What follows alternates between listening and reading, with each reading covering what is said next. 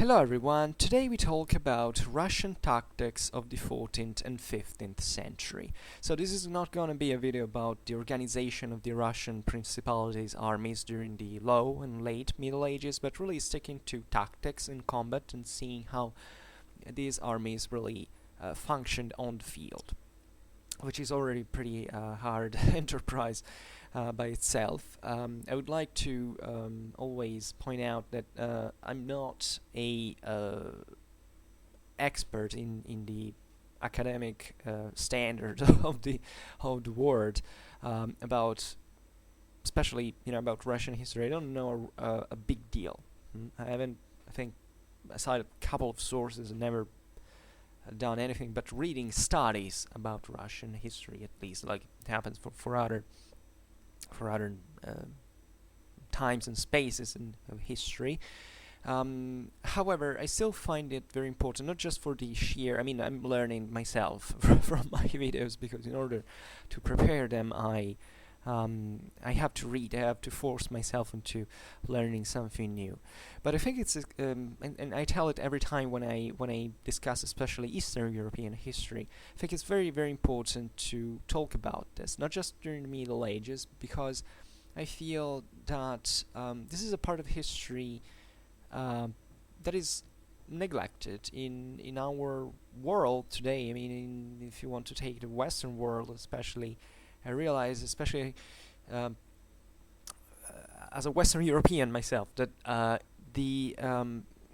it's very difficult to make to spread awareness about certain topics that's for big structural massive reasons, like I don't know, historiographical eco, or simply linguistical divisions, because hey, yeah, I'm sure I know many people who learn Russian, but even that is a problem if you want to access the sources, etc. It's not easy to space a lot in times and spaces when studying history, and there are certain topics that kind of got a broader eco, like surely about medieval Britain. We know every single comma of the story, and we're very thankful to British history for this.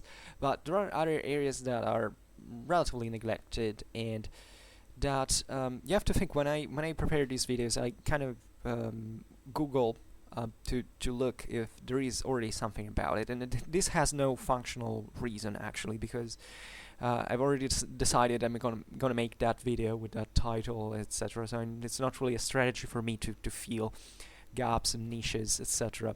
But that happens because I'm just curious about to see how much it's present out there, and sometimes I get astonished at how on the internet, that is kind of endless well pool of information, you realize that certain topics are completely absent. Now, I don't know, I haven't done a thorough search now that Russian tactics of the low and late Middle Ages, but I assume already most of you clicking on this video saying, oh my god, this is so specific.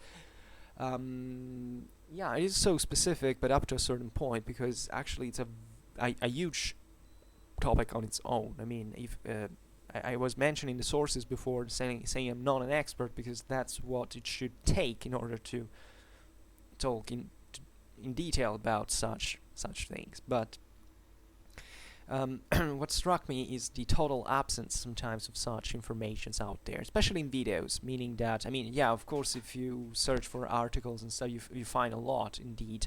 Also lots of pictures, but when it gets to videos, for instance, that are out there essentially for entertainment reasons, and that reveal also a bit the interest of the audience for this thing, you find there is almost nothing, and that's kind of heartbreaking, because I personally am interested, for instance, in the medieval Russia, and I would like to learn more about it, and so my videos are kind of a way to, like, putting the first stone, taking the first step into that direction, and I hope you enjoy them anyway, in spite of all my limits, let's say. Excuse me. So as we were saying before, we're talking specifically about tactics, not organization, although we have to hint a little bit at organizations, and especially when discussing about post-Mongol Russia, essentially the Russia after the Mongol invasions. I personally am extremely curious to assess how strong the influence of the Mongols was on Russia, because I suspect it was extremely wide. If you take within Eastern Europe and see how certain armies evolved, and especially in the case of Russia, you realize that probably the Mongol influence was enormous on so many levels, and there is extensive literature about this. However, it's still very interesting sometimes to look at this thing and also understanding about the perceptions. For instance, from the same Russian sources of the time, as far as I know, there is a great influence still of Byzantine styles. Let's say, you know that the Mongol invasion represents this enormous watershed between, you know, the age of the Kievan Rus. So these kind of relatively hegemonic principality gravitating around Kiev, the Ukraine, and having a greater sort of influence on all the others, despite you know there was constant civil war and competition between these principalities. So never did Kiev really ruled all over them, not even. But this is not what we're talking about today. But the Kievan Rus was in the south, indeed, of Russia, and it was mostly important for its relations with Constantinople, with the Byzantine Empire. Now, this dated back to very, as soon as the Varangians actually existed. I mean, as soon as these Viking/Slavic princes could assemble enough forces to even go to raid up to the outskirts of Constantinople itself, then eventually getting allies with Constantinople and getting Christianized, so becoming Orthodox, and together with that, all absorbing the models of Eastern Christianity and also its iconographies in many ways. Think about the icons themselves, so famous both from Byzantine ones and Russian ones at that point. So the Russians at this point had absorbed a huge deal of Byzantine influence. This is something you find also in other regions, for instance the ones of the Balkans. Think about Bulgaria or Serbia or even Hungary by a certain extent, and how, you know, this Byzantine also material culture was pretty spread. And from certain iconography, we often look at these Russian principalities and say, wow, this is so Romanized, this is so Byzantine look. And even think about the armor, the style of the armors, etc., and so on. And there is, according to me, a bit of a misleading influence of these iconographical sources, especially in the post-Mongol invasion period, as especially you know that especially the Kievan Rus and the southern Russian principalities were wiped out by the Mongols, and it was like a sort of I don't know, atomic bomb at the time. Naturally, yeah, well, I'm exaggerating, but it's important because the Kievan Rus had also kind of advanced administration, and all, of course, it had been declined in the later times, but it was something very peculiar, and the importance of cities was very important from a military point of view. Also the city militias were something pretty big at that time. It's not something you give for granted, because in the rest of Europe there were just only a very few areas that could field militias of certain numbers, and so the Mongols changed everything, and there is indeed a lot that could be told about this, as the post-Mongol conquest changes were pretty evident into Russian society. And And the Russian iconography, however, still sticks to the Roman models, to the Byzantine models, and sometimes we sense, I mean, we look at figures like Alexander Nevsky and look at his times sources, or better, we don't even have lots of sources about that period, and we must have later and even pretty canonic or canonized depictions of such characters and historical events, and we get this strongly Roman or Byzantine influence in art, etc. And looking especially also at the armor and so on, it's very classical looking. While we have to think at that point, from the beginning of the, say, the first half of the 13th century, these were essentially Mongol vassals at the outskirts of the Mongol Empire. It was a huge, massive influence in warfare, military culture that Mongols had on Russia. And what you see indeed is that during this time, also in terms of sheer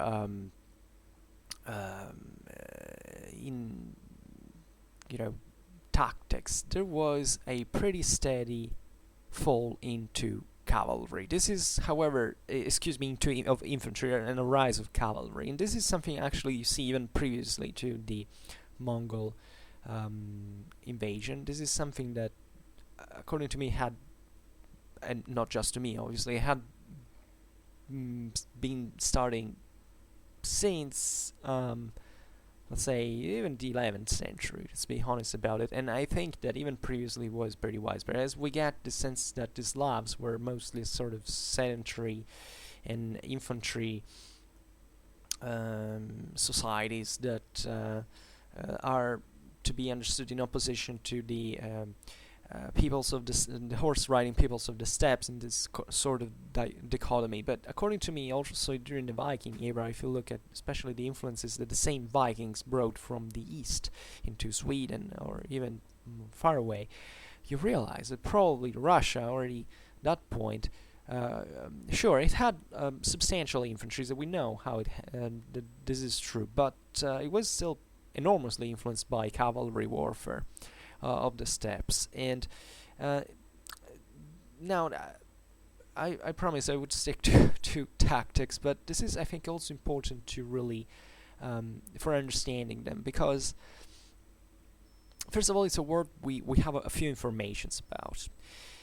It's not so easily intelligible like other times and periods in history, and my opinion is, the Slavs emerged. I also had an interesting discussion with a follower who's very passionate about Slavic warfare, and it's always curious and opinionated, and said very interesting things. Emerged from, historically speaking, from these, also in here where the Slavs actually came from the same, same.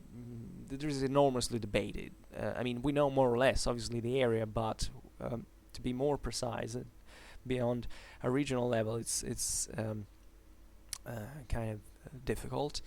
But however, there is an obvious consensus. The Slavs kind of came out of the world of the forest, and by certain standards, most of them also remained within this world of the forest. The world of the forest, however, is not boundless, especially in the east. There is, venturing south, the world of the steppe. So, in part, also during the migration era, these Slavs had remained a bit detached from the main movements that were happening in the south. So, all these riding peoples, horse-riding peoples, or Iranian or Turkic stock. Then eventually the Germanic confederations and all these were a bit of a movement. The Slavs began to arrive at the end, when the migration era had basically exhausted almost its resources. Lots of territories had remained unoccupied, and the Slavs basically expand, not even as a single people at all. They were all essentially clans, families that expanded very in a very I don't know say in English capillary way. In in a very widespread way all over this huge area of Eastern Europe, reaching as far as the Peloponnese Peninsula, and really occupying all these wide lands. By the way, were not very definitely not very developed lands. So also in here they partly maintained the original lifestyle, and of course they began to enter into contact with these peoples of the steppes. Now, if you look at any historical context, you realize there is always, there are several peoples, I mean, more than one people, more than one civilization that interacts with another, there is gonna always be a hybrid of this. And even though the Slavs remained kind of sedentary in their, especially at this point, to the lower Middle Ages, got completely sedentarized. And organizing settlements, permanent settlements, also heavily fortified by Eastern European standards, exactly to stem, to contrast the peoples of the steppes that came periodically to raid and to try to render also these Slavic principalities tributaries and so on. They organized in a defensive way, but it still blended in with these populations. They learned definitely how to go horse riding. This is something you realize that the Slavic cavalries of the low Middle Ages were extremely developed. So I mean, extremely, they were strongly developed, and they therefore this character of chiefly infantry troops is kind of solely infantry troops kind of been abandoned. I mean, cavalry was pretty much everywhere, and this also naturally derived from, paradoxically, in part from the same sedentarization, because slowly also into the Eastern European lands, feudalism, let's say, or something similar to it, a bit weaker, telling the truth, as an institution, and bonds, the clientelar bonds, however, were starting to spread. So also in there, the heavy cavalry was kind of being filled by this increasingly stratified society, etc. And in the case of Russia, however, that is also the area about we know the least, because as long as we talk about Poland or Bohemia or Hungary, that is not a properly Slavic country, but can't fit partly, or Serbia. So we have enough we have enough sources. We kind of have neighboring powers that were more literate, that's already Christianized in large part, and kind of left us a lot about the customs of these people. And about Russia, we also know enough things. Actually, it's not that we suffer of extreme lack of evidence at all, but it's still, however, the least known area, and looking at the developments, it's very, very difficult. Also because wanting to trace the exactly Slavic characteristics, it's very difficult, especially from an archaeological point of view, because what you realize that these populations there were all blended in. If you think about the Uzes, the Pechenegs, the Kumans, and later the Mongols too, indeed, these people had dwelled in there in some measure, together with the Slavs, and in later times, but also in these times, arguably by a certain extent, were Slavs that kind of joined even the nomadic lifestyle. I think of the Cossacks in later times, etc., in the Ukraine. So what I find, in my opinion, to be evident is that the Slavs had perfectly adapted also to cavalry warfare by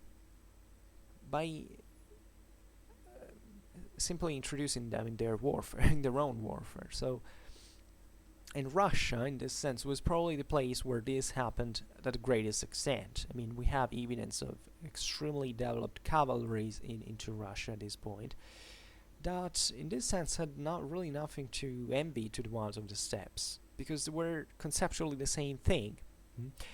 And albeit, yeah, with certain different, especially political and social, very relevant political and social differences, but from a strictly tactical point of view, also in terms of equipment, etc., you realize it was not probably a great difference between a, you know, the heavy cavalry of a Tartar lord and the one of a Russian dvor. So here the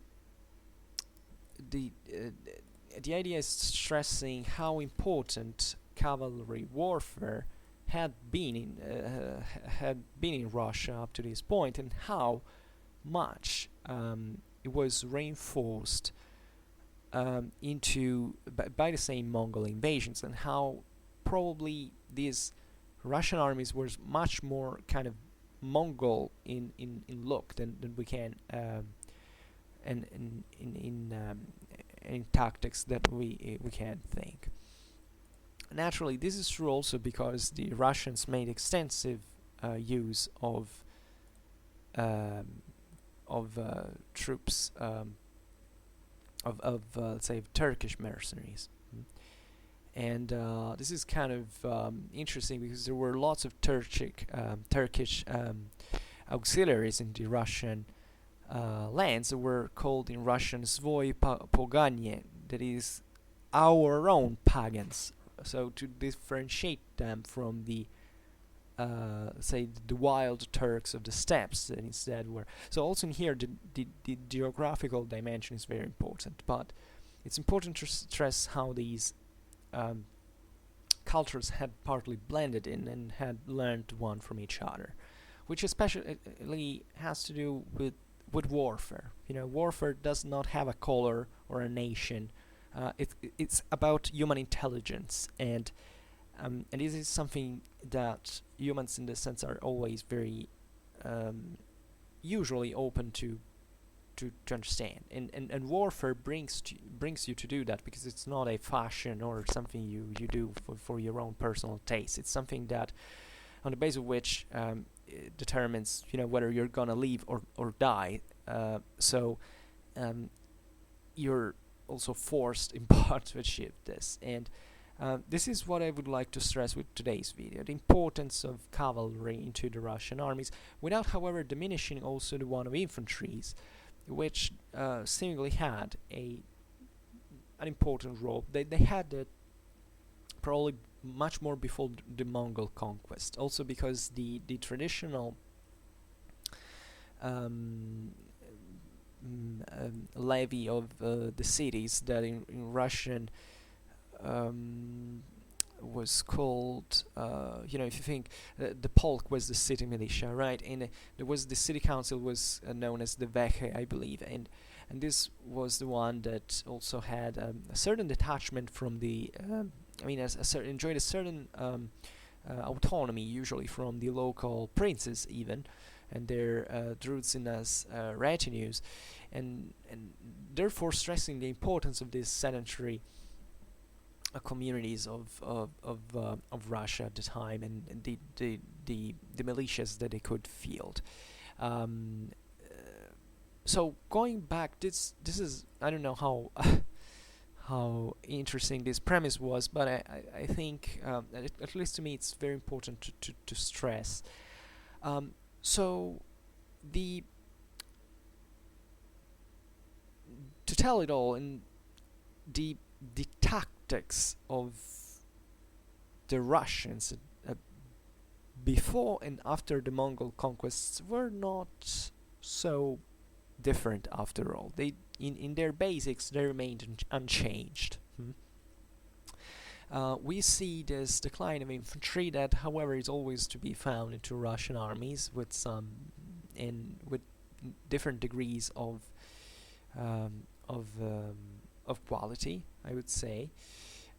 Paradoxically, there is a decline also in these cities. When the Mongols wiped out south of Russia, the main city was actually a republic, was the one of Novgorod in the north. Novgorod kind of emerged in similar ways to other important trade centers all over Europe. It was actually a pretty big city, and it was famous originally for its own, together with its wealth, indeed, because after Kiev it was the most powerful Russian city, but also for its militia. However, the militia at this time, especially in the 14th and 15th century, was considered good for nothing in practice. There are also many other Europeans who went in there, so yeah, these guys can still put up a consistent number of militiamen, but they're not good for much. And the same Russian rulers, sometimes we get it even from a Russian document, says explicitly, yeah, these militiamen are, simple people. They're not used to war, etc. So there were wild variations in the quality of this infantry, and I think that the more you go on into the lower Middle Ages, and the lesser these infantries were effective. And this probably has not to do just with the rise of cavalry warfare, but also with general gentrification, especially of certain centers like the one of Novgorod. That is a bit the extreme in this sense. I mean, if you look, for instance, at the Battle of Kulikovo, 1380, that we'll mention afterwards, you realize, for instance, there was an infantry, essentially a vanguard battalion, regiment, put in the very front of the Russian formation against the whole Tartar army, and you say, my God, but were these guys sending infantry against that? Because yeah, they did, and in part they were also useful. So in that case, those must have been very tough guys instead. And in this sense, the quality of infantry could vary really a lot. And generally speaking, this happens also looking at the society, but and looking how Russia is big. And I mean, obviously, 14th, 15th century Russia was not Russia we know today. It was mostly something that is stuck, basically. It didn't go across the Urals. But let's say even at that point it was pretty large. If you think how extended it was, it would be today's Western Russia essentially, and part of it were now occupied by the Tartars, and still this rest of Russia was considered as a sort of either of a Mongol or Lithuanian client area, practically. And at this point, it was like continuous warfare, by the way. There was a huge number of, the military activity was extremely intense. And therefore, this speaks, first of all, for the development of cavalry. If it is something so evidently rising in this period, it's because it was functional to something evidently, and it's pretty obvious. And the first answer of why, it's that the Russians were fighting extensively against the Tartars at this point, and with the Tartars as well. If you wonder how Moscow actually rose to become the leading, the hegemonic power in Russia during this time, albeit slowly but effectively on the long run, it was because it was kind of the favorite of the Tartar sovereigns, the favorite and most cooperative of the Russian principalities with the Mongols, although naturally the relations being quite strained very often as well. So here it was all a matter of conveniency, but in the meanwhile you realize that the same Muscovites made extensive use of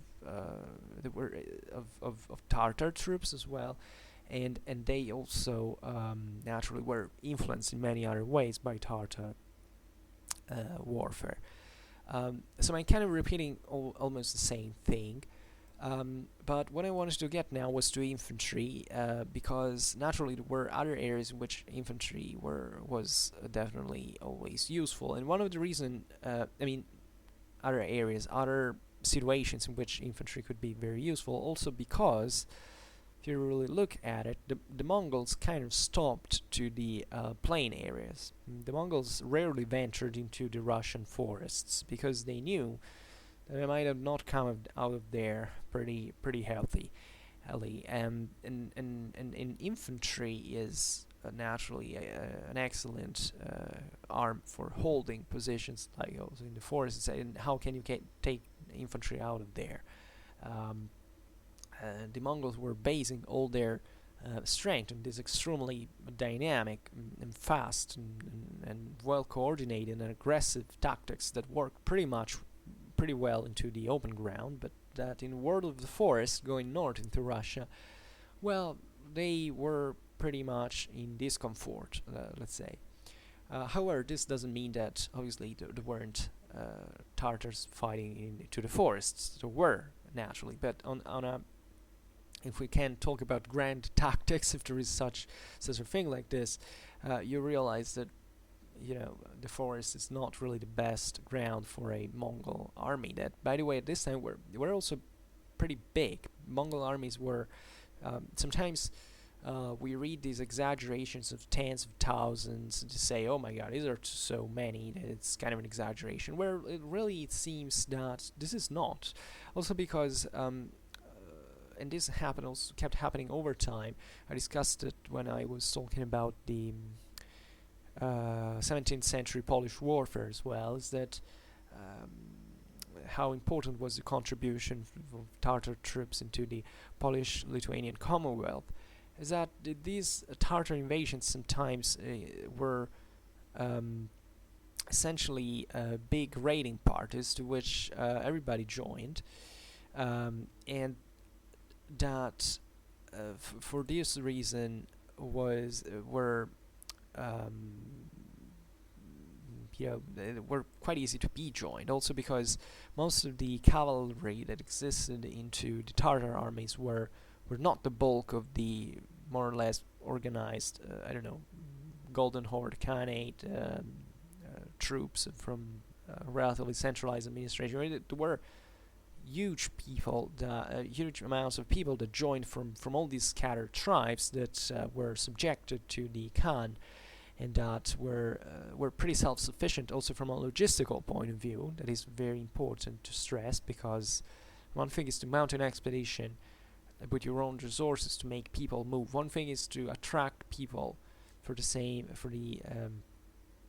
sake of loot, and that's something that they're gonna come for together with your army automatically. And this is also what has to be taken into consideration, that most also the numbers of these medieval armies, but not just medieval armies, were inflated by lots of people who joined just for the sake of loot, or even logistics was something easy to organize if there were merchants that were interested about investing into these operations and into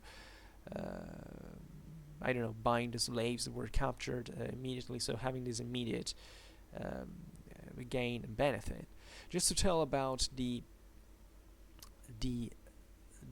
violence of low medieval Russia in this period, it's been estimated that between 1228 and 1462 there were in Russia 40 punitive Tartar expeditions, 90 dynastic wars, and 80 invasions by several powers, including Lithuania, Poland, the Teutonic Order, and Sweden. So just to make you understand what was the degree of, or could be the degree of militarization into the Russian society at this point, which also partly explains why militias kind of fell, especially infantry kind of fell out of, because militias were obviously untrained troops. They also costed relatively a lot in terms of wealth, especially when there were still in pre-Mongol invasions these big Russian cities that had a lot of material wealth. At that point, those cities are being wiped out, with the exception of some, that, as we recalled before, but still these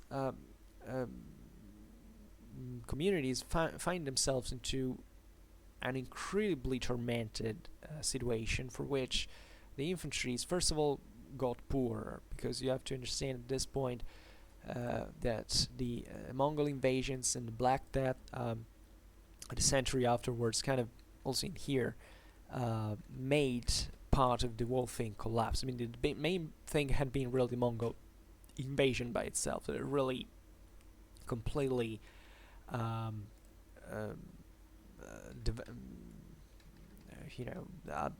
devastated the Russian world, and therefore also think about the different traffics, different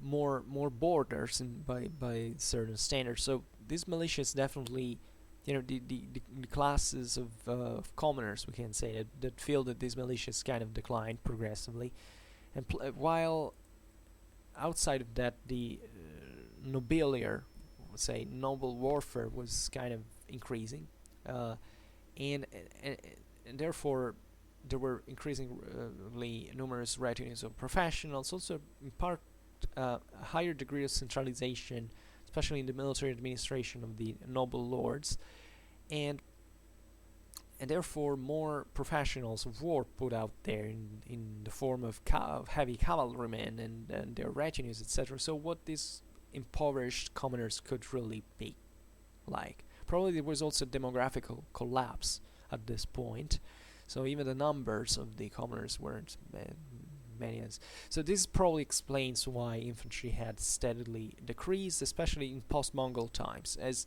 in pre-Mongol times, that was a trend that had already began, but it probably did because, not much because of a decline of infantry itself, but because of an increase of cavalry that emerged from the blending of the local Slavic and the steppes military traditions, and that in my opinion was much older than in fact was stated.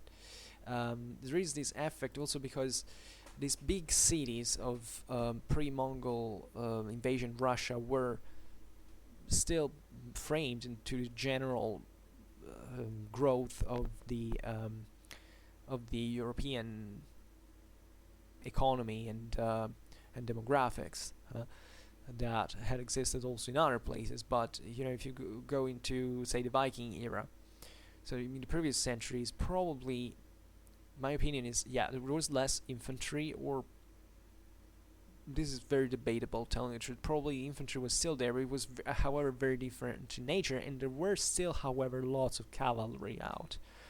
So that we probably the infantries that existed in pre-Viking times in the Slavic world were always probably also tougher, also wilder by a certain degree. In the low Middle Ages, in this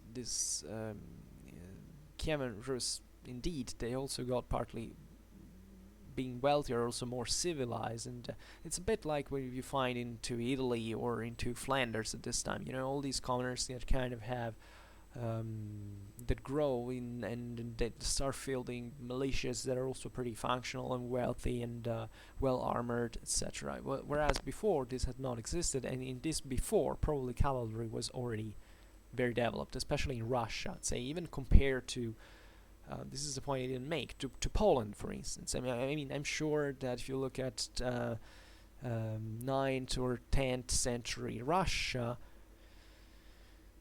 I don't know. Well, though, it really depends. I can't really say this. Also because, indeed, Russia is also more forested than Poland, for instance. So these were also very tough grounds. So this partly also explains why infantry was so developed in the Slavic world, generally speaking, at a tribal or eventually I don't know how to say that, a tribal level, however, and probably in the more the more we go back in time, and the more probably these Slavic infantries were more Slavic in nature. I mean, in being conceived mostly to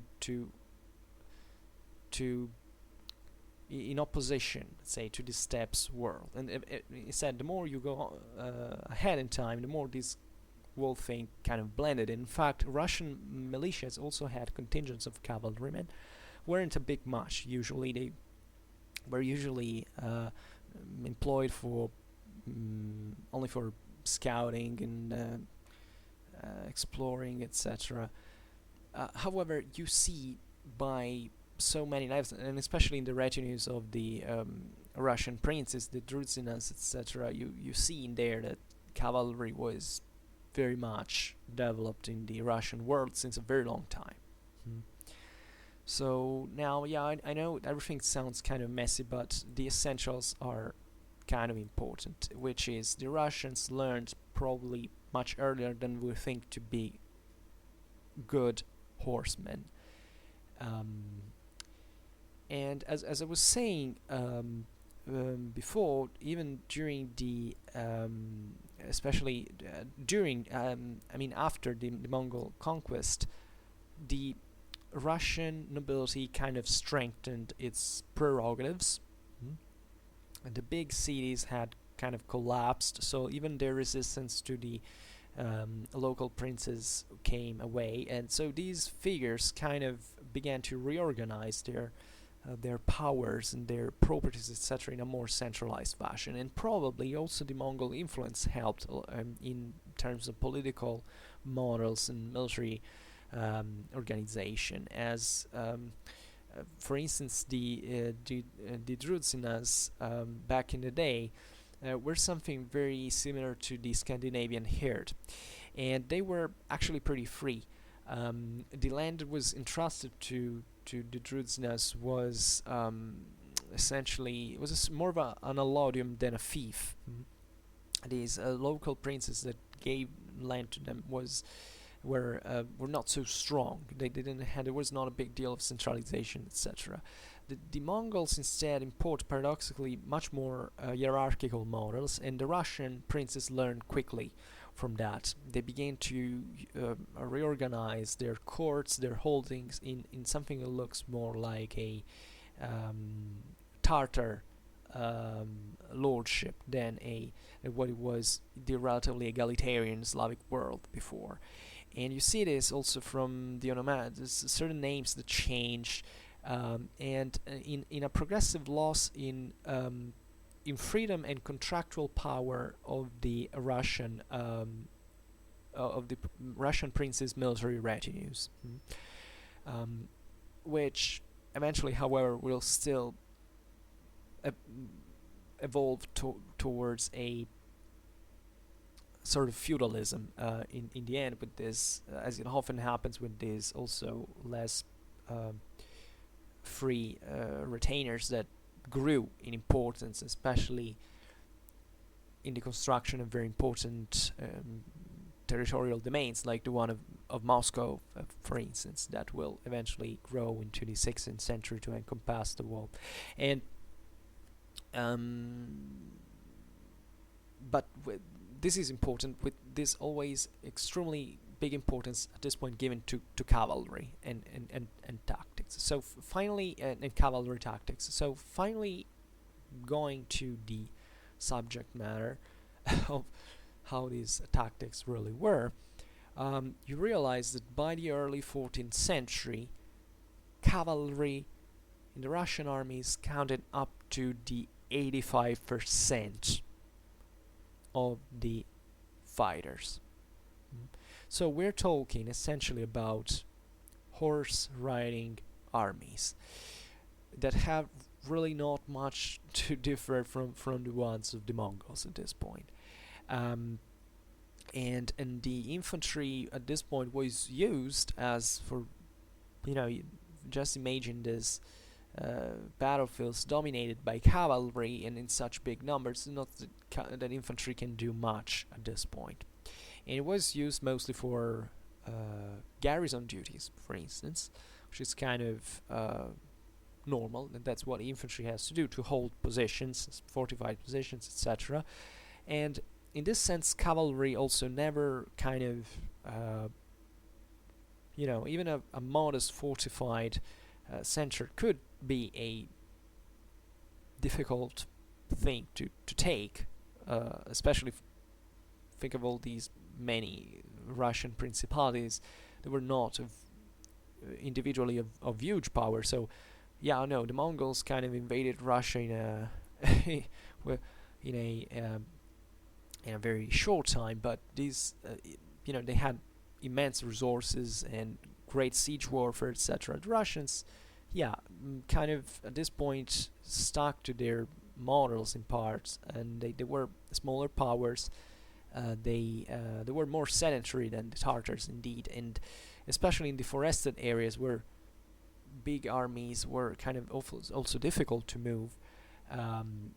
Still relied on these fortifications, were pretty effective also to counter cavalry, and how it had been in this sense in the wake of the Slavic military traditions since the early Middle Ages. By the way, I think everyone is aware that Russia is a nightmare in terms of terrain. In winter, it's freezing, and but in spring it's even worse, because all the snow melts, and the whole territories, at least some of them, and obviously there are many different climates and terrains, etc. But overall, it gets a big big marsh, and that's the reason why the Mongols invaded Russia in winter. Because if they had done it in the good season, they would have been bogged down into mud, and also rivers. Think about the big Russian rivers, and it was much easier to cross them when they were frozen than in other periods. So the Mongols kind of made it.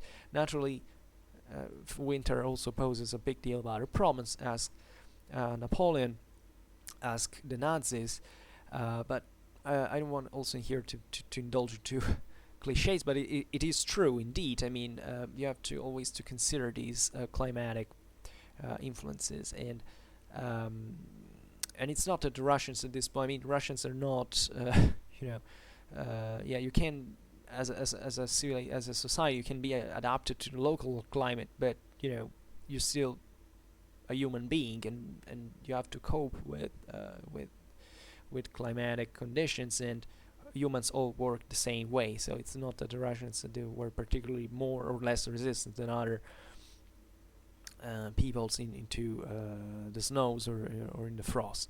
However, they had, as a society, that they had developed to cope with this, whereas others didn't. But I mean, there were definitely other peoples who could do it the same. Look at the Mongols, in fact.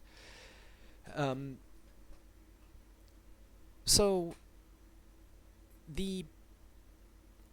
you have to really to imagine, especially also at the quantity of Asiatic nomad hordes that existed that gravitated around the Khanate of the Golden Horde, and were sort of kind of suppressing on their own, and how varied and fluid the political situation was among these, and how this favored not just conflict but also interaction between the two. So learning all the one from the other, and furthering this process of synchrosis, of hybridization, how you want to call it. Infantry still existed though on the battlefields, as we have seen. We remember before the infantrymen in the first in the vanguard, the Russian vanguard at Kulykova, for instance.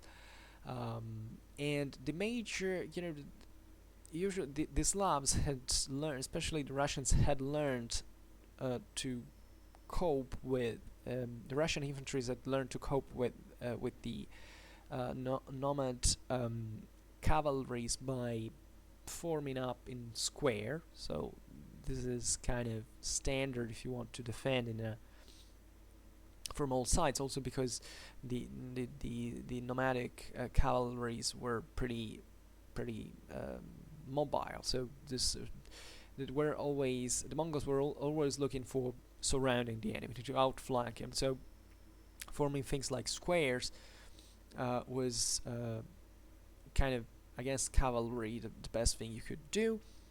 The Russians also made the Russian infantry was definitely made use of missile weapons in large quantity. And in these squares, there were sometimes in the hollow centers were deployed these missile troops, so to kind of counter the the arrows of the enemies as well.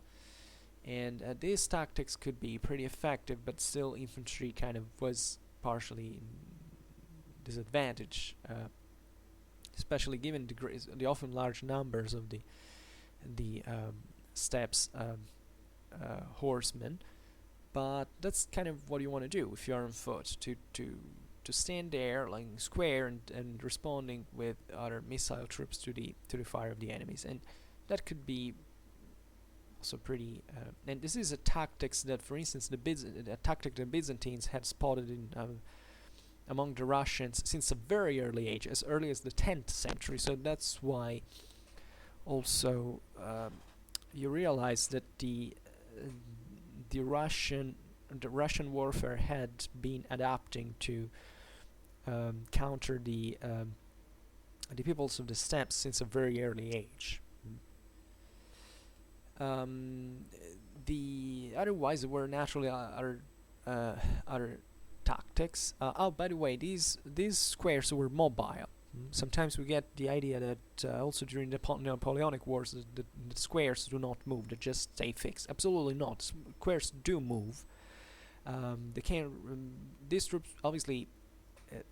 You won't move if you're under attack, hopefully, because that adds up to your if you stay if you idle, your formation is gonna last more. But there were situations in where these infantries were harassed by cavalries and having to get away from the field and literally moving like moving towers. This is how they were pictured, like away from the field in square. This is what the Romans did, this is what Napoleonic times happened. So really the square can move and does move, obviously in conditions of emergency. However, this was just one infantry tactics. Naturally the kind of the average shield wall, so-called shield, and overly emphasized shield wall formation of spearmen and with missile troops in the rear was kind of the standard deployment. So this gave rise also to certain other tactics. For instance, in Russia there was the so-called Gulai-Gorod, that would be essentially I think etymologically it means the walking fortress or something like that. That also here there is the parallelism with the square described by the Byzantines for the Russians. That was in reality the typical encircled and circle of wagons that was used actually extensively into the steppes world. So this is also another very pretty much evident let's say borrowing of the Slavs from the steppes peoples.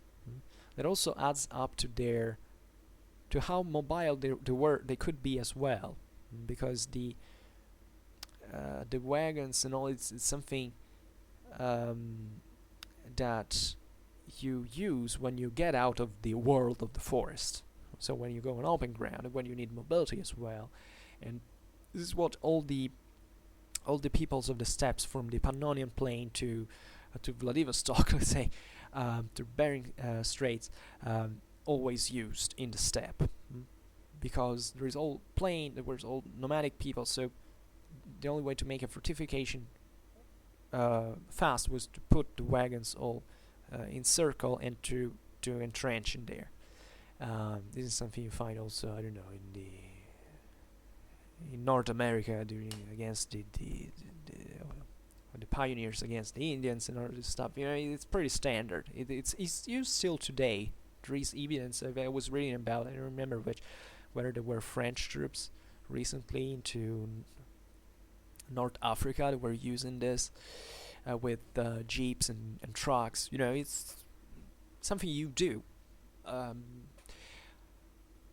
Kind of intelligent, and however, I must say that the Gulaigorod at this very time in the 14th, 15th century seems to exist less, although at least as a circle of wagons. For the rest, the Russians were developing. I'm aware of its use of another form of Gulaigorod that was in use also in the early modern era, between the 15th and 17th century, I believe. There were essentially certain mobile panels of wood, like big screens, huge with certain holes in them, so that you could shoot from them. That were present in the Russian armies, and that kept fighting definitely also through that time with the Tartar, the nomad peoples, various ethnicities that exist in the steppe, and it kind of makes a lot of sense, because these were not really wagons. Yeah, okay, they were on wheels and stuff like they could move, but they were actually looking like more big panels of wood to eventually protect from arrow fire. And since the Russians, especially in that period, were on the lead, were expanding into Siberia and fighting against this. At that time, naturally, they had also adopted pike and shot tactics, to which the tactics of the steppes were useless at that point. However, there was this general need for having these big panels to fence off the enemy arrows, and this is something I'm not aware at this point of Russian shields, but for instance, there is evidence also in Poland of very big shields used like tables, seeming to the pavis in its largest forms, were developed seemingly pretty early. And this actually, according to me, it's just an hypothesis, but I think it kind of makes sense. These Slavic populations were developing such defenses to cope essentially with the peoples of the steppes. I said many times how, as far as Poland and Hungary, etc., there were lots of these peoples even settled expressly by the local rulers to be used as mercenaries. It happened many times. So the whole Slavic area kind of developed its own warfare, also partly to cope this, especially naturally the Eastern Slavs. But this happens also everywhere, to cope with the peoples of the horse archers of the steppes.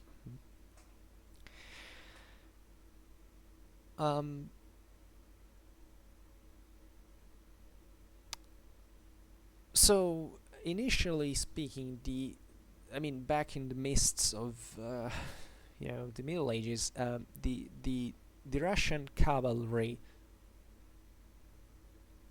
was much more tended to launch a much straightforward charge at the enemy, in a fashion that in this sense resembled also what was happening in the rest of Europe. The idea, especially at the beginning, I don't know, the 11th century, etc. This thing of this hit and run tactics of the steppes had not been fully metabolized. Although this is, as we were saying before, it's also, I should go more thoroughly into it, because I suspect that naturally especially the Russian cavalries were already pretty much influenced by the steppes tactics at that time. But generally speaking, I'd say that from the Slavic origins, the Slavs tended to use their cavalries a bit more just like the Western Europeans did. It's shock cavalry charge and not much else. So not really the horse archers components that instead increases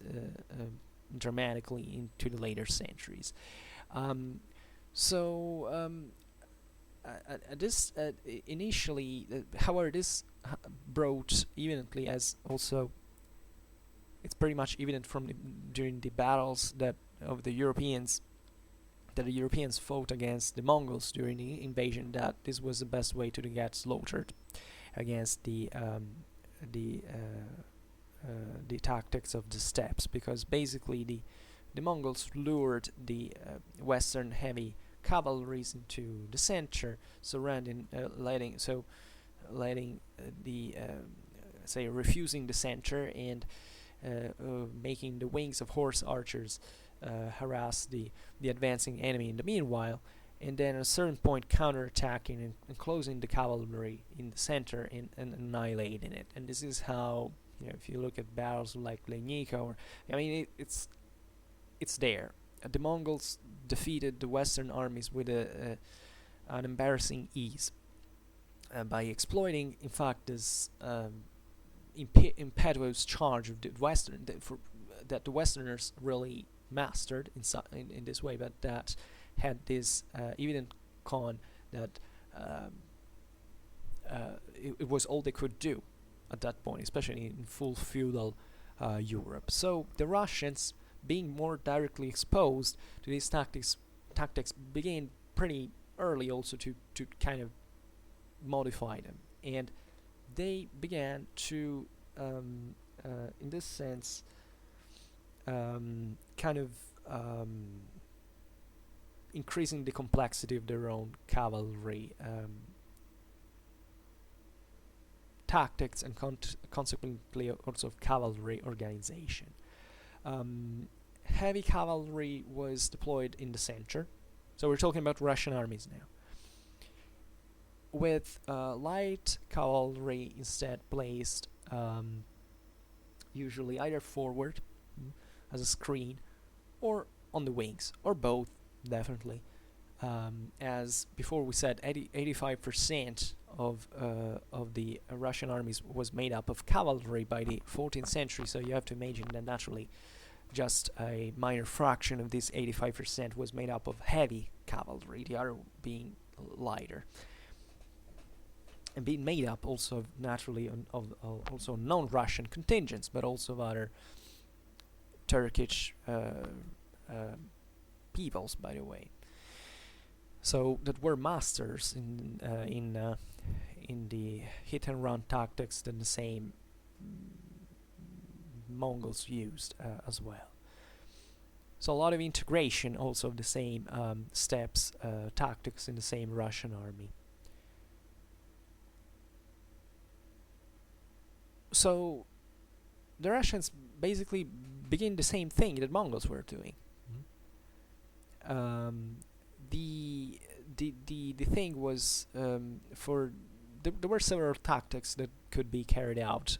This sense they were pretty varied and dynamic.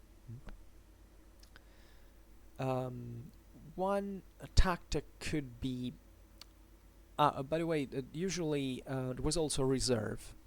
The Russian armies at this time were usually in 3 lines, although this can naturally be also usually is the proper adverb in here. It was not the same way, but it was very important in this warfare to stress the importance of the depth of the formation and to have reserves, so several lines that you could set in according to what was happening, and kind of also to gain time to exploit the various opportunities that could arise. And in this sense, these were a bit more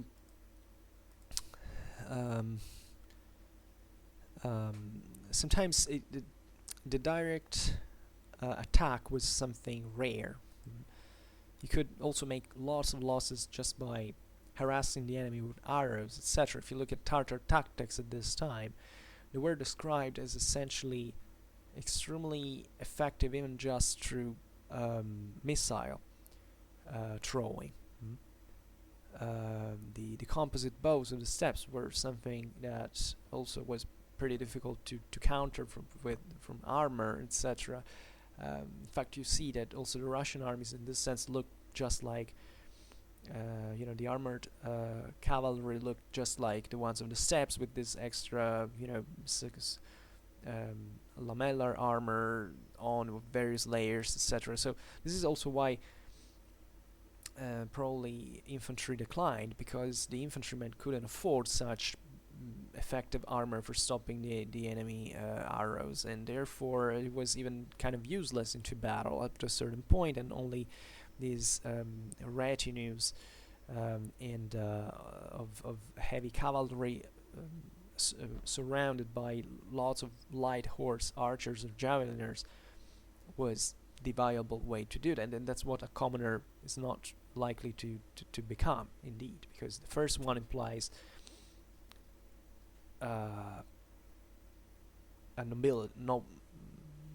lots of resources that only nobles could do. The second implies that you had to be a tribesman who still lived on horseback, like all these Turks who were settled in Russia at this point. So it's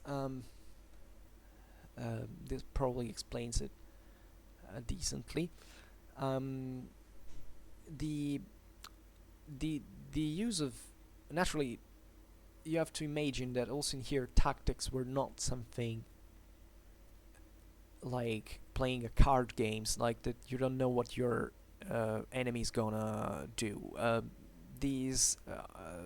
We have seen how many wars were being fought in Russia, and we can imagine a pretty standard way of war at this point, where but it's still so it's as if these tactics had been standard, but what really changed them was naturally the numbers, the terrain, the political situation, and the availability of certain troops. So it's always something that varies, but the essentials for that environment, for those kind of populations fighting, was pretty much homogeneous, I believe, between the Tartars and the Russians. So with light cavalry, the Russians usually tended to goad the enemy into attacking, and these cavalry was preferably made up by those same nomad horse archers that were in Russian employ at the time. They were masters in this kind of tactics of harassing the enemy. There is also a big deal of unnerving the enemy. This idea of being constantly targeted by arrows, something psychologically devastating. So the idea is that you don't just sit there making being killed by arrows. You tendentially feel like you want to attack, because if you're gonna be butchered down by these constant arrow fire, first thing you do is okay, let's think about all the anxiety, think about all the tension. You have to vent it some way. So the whole thing of these Eastern tactics was to provoke the enemy in this sense, by letting them say, okay, I can't stand this pressure anymore now. I launch myself in an attack, so at least whichever way it goes, either I die or I win, so at least this stops. So a lot of provocation, and this makes it an extremely tough warfare. The Tartars at the time into Europe were, in this sense, considered as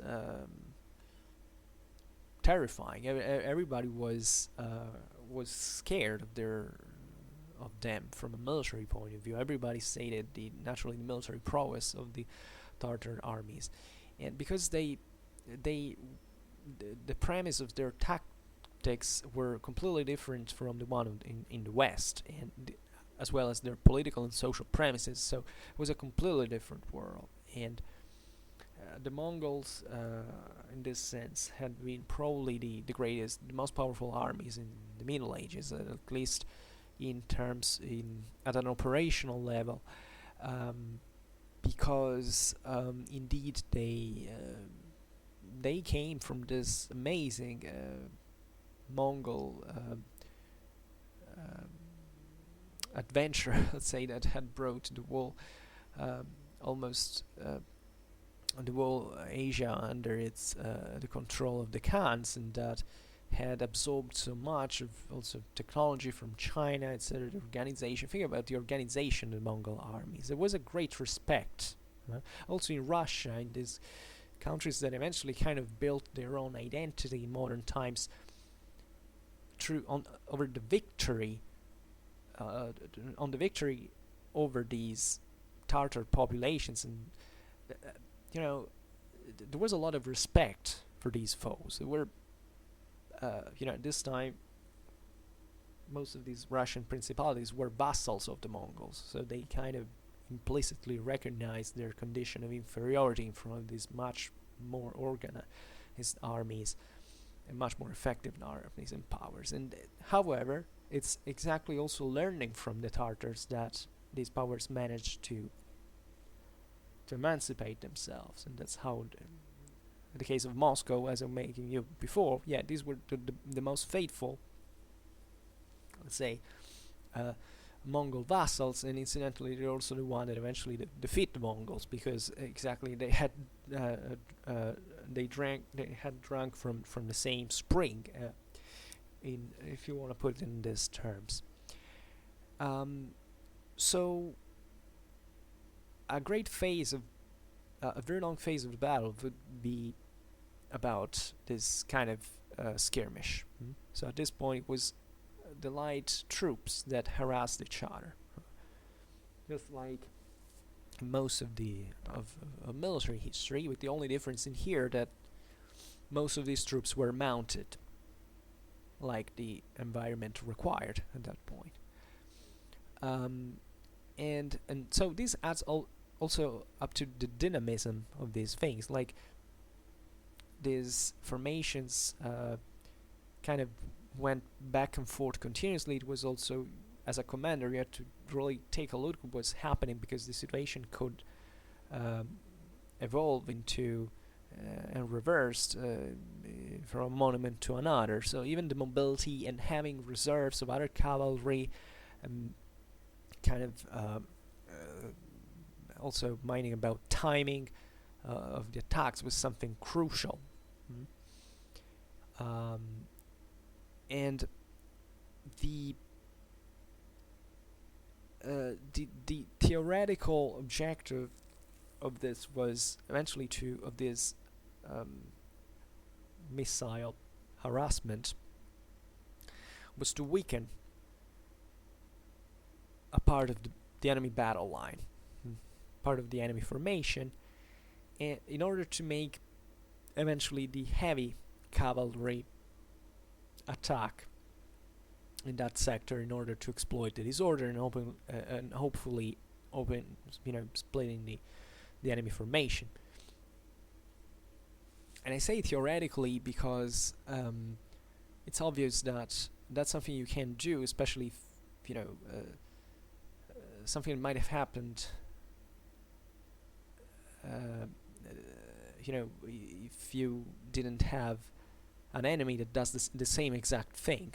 That's why before I stress so much this progressive evolution of Russian warfare from this kind of traditionally Slavic one of infantrymen and some cavalry that charges straight forward at the enemy, and eventually transforming into a copy of the Tartar armies, because this is this was much more easy to do in order to it was not easy. It's something that happened because of a political and social transformation of Russia in the way it was. Certain areas of Russia after the Mongol conquest, for instance, were reorganized in terms of military recruitment on the same base of the Mongol Khanates, the decimal base, 10, 100, 1,000.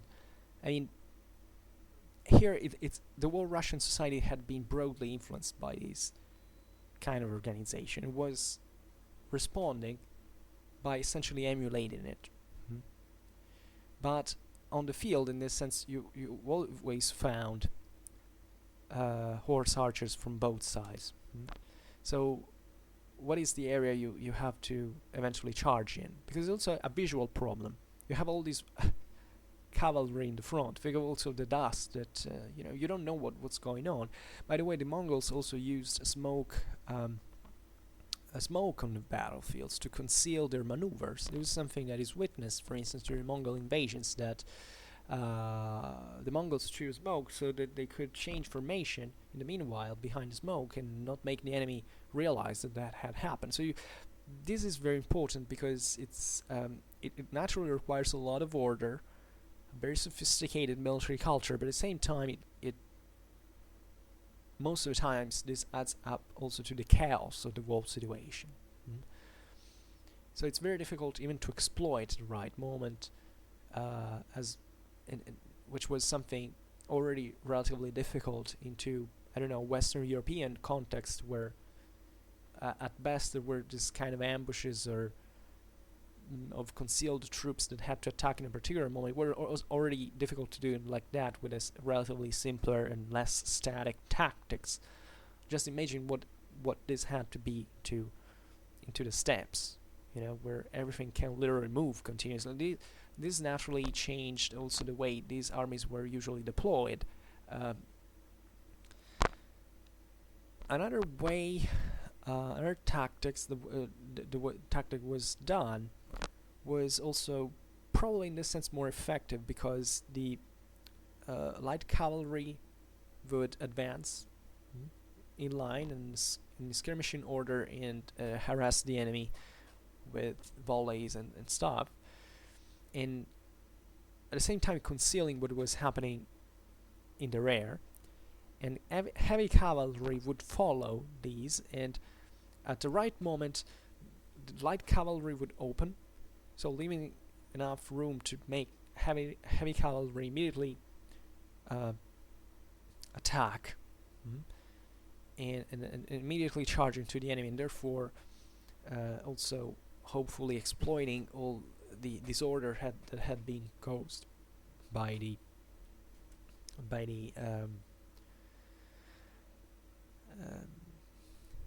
skirmishing into the enemy lines. But this is kind of theoretical. I mean, you couldn't do it all the times. This is the point. When you talk about these tactics, it doesn't mean yeah, I do this so I win. This never happens in warfare. Everything can go wrong practically all the time. You might not be even in the condition of carrying this out. So it really depends on so many factors that can't be summed up into, I don't know, today we talk about the standard tactics, because there is no such a thing like standard tactics. If you study battle by battle, and I promise I will definitely make a list of all the battles that were fought at this time, so we'll look a bit more in detail. We realize that just like in the whole rest of history, there has not been a single battle that was equal to another.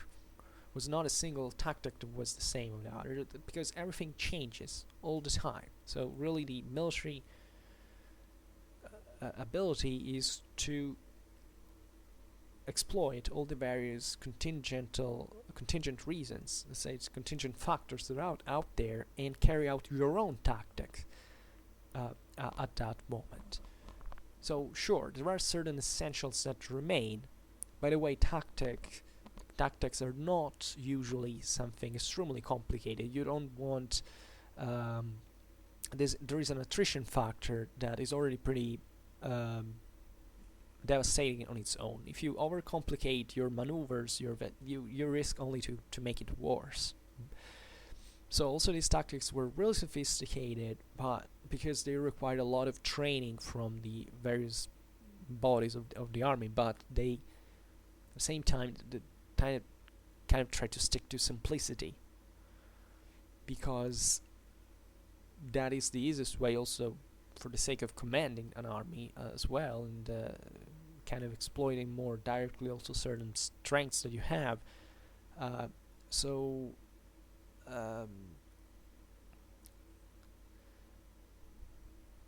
Whatever. I wanted to add substantially that in these battlefields, you see, especially compared probably, I can say this probably, but I'd say that from at least from pre-Mongol times, the Russian armies got a bit more complex in deployment. I mean, they got a bit more. There were more bodies of the army. How they were developed, and this adds theoretically, in fact, to the flexibility. So that theoretically makes tactics more complicated, but it also leaves more options open. And this speaks probably for this increase of dynamism of these tactics due to the increase of cavalry, and therefore the speed that is increased, let's say, on these during combat, and the necessity of counter acting more rapidly and with more options available, since things can go wrong sooner. Naturally, a big deal. Now we kind of spoke about the main pitched battles, but a lot of tactics at this point involved feigned flights, and this was the typical tactic of the Mongols, of all the steppe peoples. And it's important that the Russians have completely assimilated it at this point. The infantry in this had kind of a role, because especially in pre-arranged ambushes, especially in the wooded areas, where the Mongols stay out from, and infantry on these Russian formations could be deployed either, well, usually in the second lines, because they were used more like a support theoretically during the support of cavalry during combat, we can imagine, but sometimes were also placed on the wings, and also on both wings, or either in the front or in the rear of the cavalry. I mean, yeah, also in the front sometimes, like of cavalry. So naturally there can be always a terrain where infantry can turn out useful. So it's not that today we wanted to emphasize the preeminence of cavalry, but infantry is always something you can use by a certain extent favorably, especially when the terrain is favorable to it.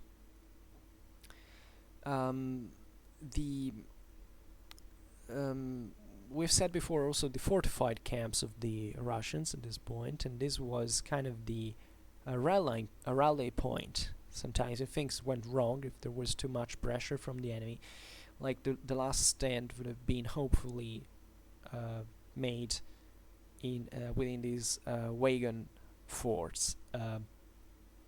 It's kind of a desperate situation, because if that has happened, it's because your lines have broken, and that's probably the only place you want to retreat to, and that's to the death most of the times. In the case of the Battle of Kulikov is very interesting, because the Russians there used 5 divisions that comprehended a center, 2 wings, a vanguard, and a reserve.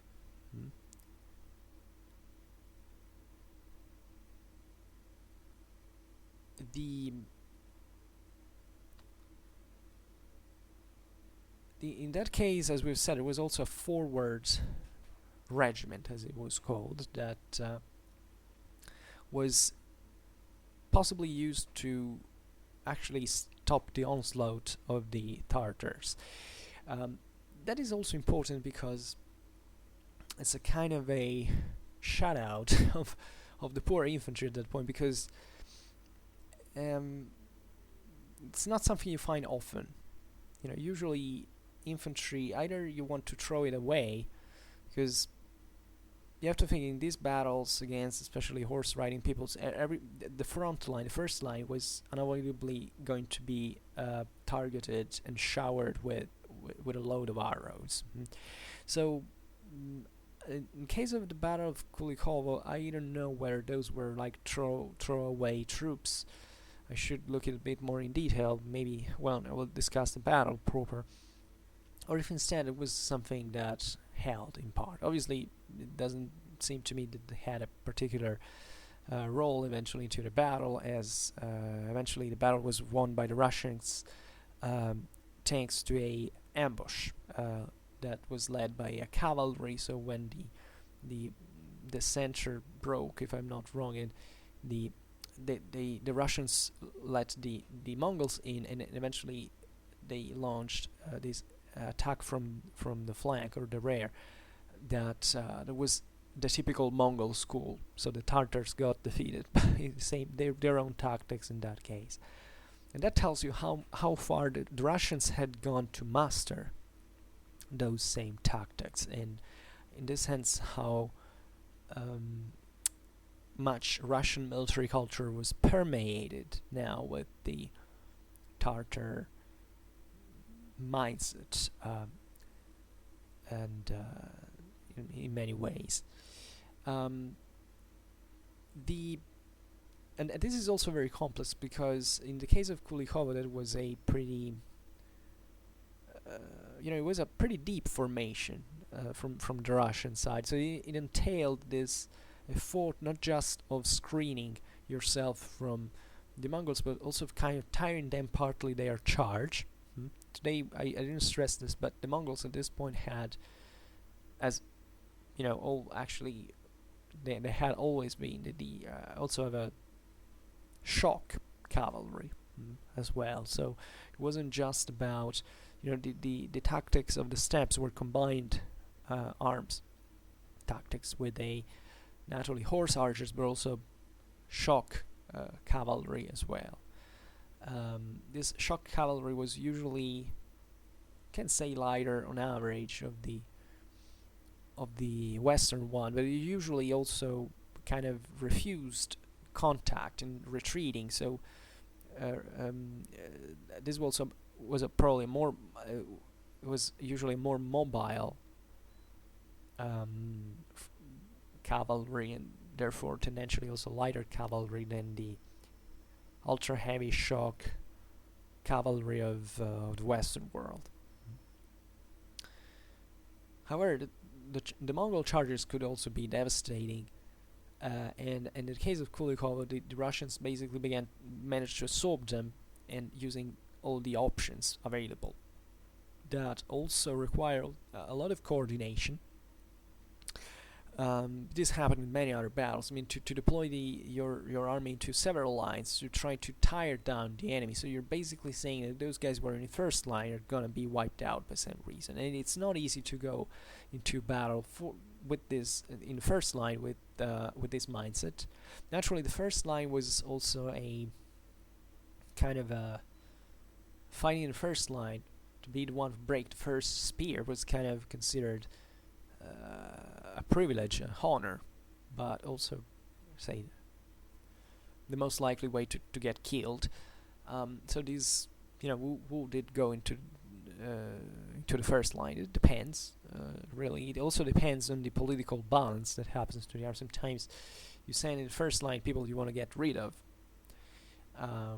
If you can't convince them to do so, if you have the political influence to make them do so, and but also in here at Kulikovo, the charge from the concealed unit on one flank was something very, very clever, and it's something also you have to do at the right time, because in the meanwhile your army is kind of collapsing at that point. So it's at the moment to which the enemy offensive is culminating, so it's in its strongest moment. That's where you want to break it, to inflict the greater damage, and that's how they kind of went.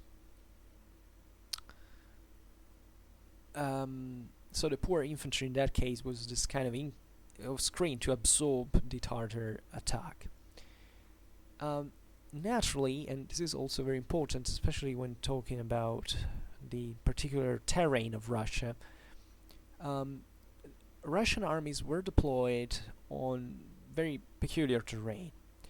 As we said before, the Mongols always tried to encircle, to outflank, so the main thing was to have a natural obstacle. You might have wanted to have a natural obstacle on your rear, on your wings. The Russians sometimes often fought with a river to their rear. This is kind of important because usually,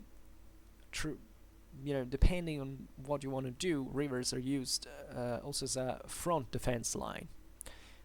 Especially in the West, this used to happen. But in this case, the Russians were worried even of the enemy popping out from the rear in some way, so they had to prefer to fight across the river, so with the river at their shoulders. And this was also a way it was used by the commanders in all history, also to try to prevent the army to flee. If you have a natural obstacle in your rear, you tend to be more willing to stand where you are, not trying to cross it to go back. Naturally, when you manage to cross it, you kind of are more protected in that sense, but it's also a way to say, okay, still it's gonna take some energy to do that, so it's something you have to take into account, even for someone who is about to flee, and how deterrent that can be. So it happens many times in military history that eventually, when these armies broke, they kind of all fled into the river and got drowned in there. But I think that's the idea. It's still something risky to do. So it's also a way to make stand these armies in front of the enemy, and not to make it and to discourage their retreat with an obstacle in the rear. But here it was probably done because of the Tartars could really manage to spread everywhere, and it was better to have just one front naturally during the battle, one front line. Indeed, the flanks could be protected by marshy grounds or woodlands that in Russia it's plenty of, and naturally the woods could also exploit it to conceal an ambush party in there. Tendentially, as most of the cases, also the rest of the medieval armies, the front ranks and wings were made up of light cavalry, so this adds up to their mobility, of the army, and how fast they can go, because that's the external direction from which the enemy can come. The enemy is usually in the front, so it's rarely gonna come from the rear, so you need these light troops that have space to maneuver outwards, so either on the fronts or in the flanks, to kind of counter and that are also pretty maneuverable, like light cavalry, to counter the enemy attacks that are also often made by light cavalry and all.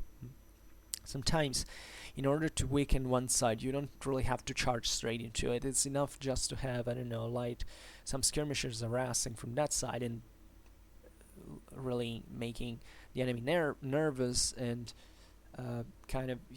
attacking from multiple fronts is already something psychologically devastating, and that also means that while you're doing that, you're committing the enemy to pay attention, to keep troops on that flank. At the same time, you're using them as well on that flank, so you're also investing some of your energies there. So it's really complicated business, but the picture we get is substantially a very dynamic armies, where cavalry really played the most important role. So I don't want to add much more. I realized the premise maybe was a bit long, and I know there is recently, maybe I can explain this a little bit. I was one of my videos was commented by a guy that has a very beautiful YouTube channel that discusses Mongol history. I'm giving you the name in a while, just searching for it, and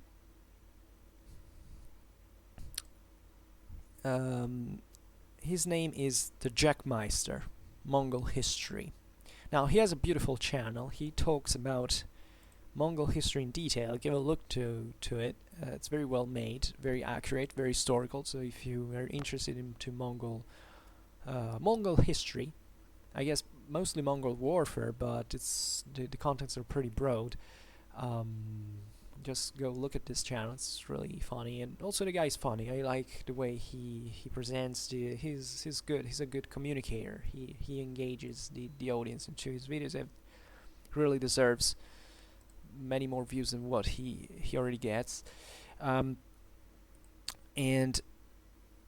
he asked me relatively to this, why don't you tear down because I had this was on the video I made about Polish medieval tactics between the 11th and the 13th century, and he said, why don't you tear this into centuries one by one? Well, because it would be easier, the videos would be shorter, which is also another great criticism I get rightfully from my audience, because indeed my videos are very long and are difficult to follow. The reason why I do it, and I basically explain it also in there as I responded to the comment. So that was an important comment, because it gives me the opportunity to explain essentially what kind of logic or criterion I'm following. Here it's very difficult to draw an overall picture of a situation. Sometimes, as I said before, if we really wanted to be proper about this, we should really study battle after battle, and it still didn't happen for me to do. Recently I discussed some battles. I don't know, the battles of Manzikert. I did something also about the Battle of Ramla recently, the Battle of Mammes, etc. So yeah, I kind of started discussing these various battles, and that would be more useful, telling the truth, because from there you can see how in every situation these tactics were used. So I realized that when I make these videos that cover many centuries, or however, still a freaking lot of time, like 2 centuries of Russian history now are very difficult to condensate, but I think it's still partly interesting to kind of look in this in perspective, because if you take every single battle, you kind of say, okay, this is how it happened for real, but sometimes it's difficult to chain it to all the others. So if you take into consideration several centuries, you can get a better a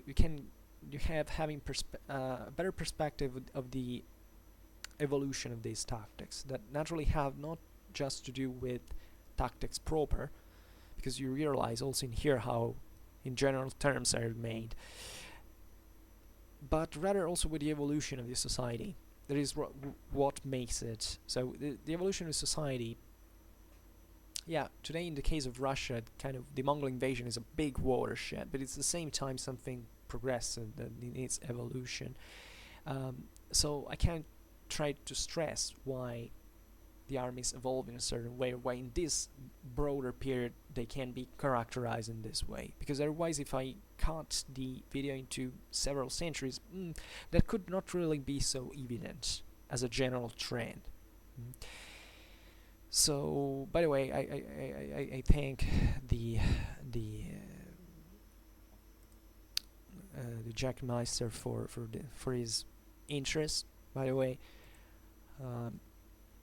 it's important to me, and as much because he's also he's interested in, when this comes from someone who actually is very interested in history, I appreciate also the suggestions and all, because that helps me a lot to really also reflect on what I'm doing, because I kind of started all this very instinctively in many ways, and I realize that I'm very eccentric in the way I make videos, and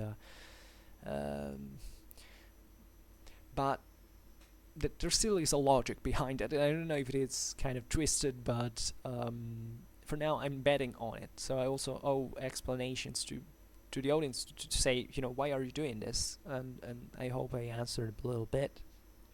Usually I don't make these points, but I'm starting to receive more questions than I did previously. So usually I discuss about my channel strategy just every once in 100 videos, and there are lots of things that are accumulating in the meanwhile. So I also try and take the chance to respond at this point. And so I promise I can't say this. When you look at these, when you find these videos like the tactics of these people, always think that I will sooner or later, if the channel will go on, if I will still be here to do it, I will definitely discuss about the equipment in detail of these armies, of the various troops, of various tactical specialties, etc. The organization of these battles, also from a strictly administrative point of view, and how politics and society managed to field these armies. Third, the single battles. So we will look really at everything in a broad spectrum.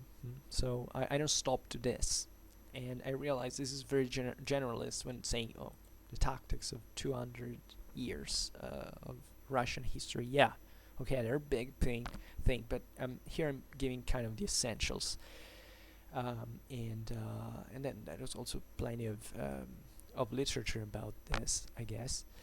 So I'm not an expert, as I was saying at the beginning. So, however, for now, let's leave it here. And I hope that you enjoyed this video, and if you did, please share it. Otherwise, leave a like or subscribe to my channel if you're interested in my upcoming contents. And for now, I thank you heartily for listening to me. I wish you a nice time, and see you next time.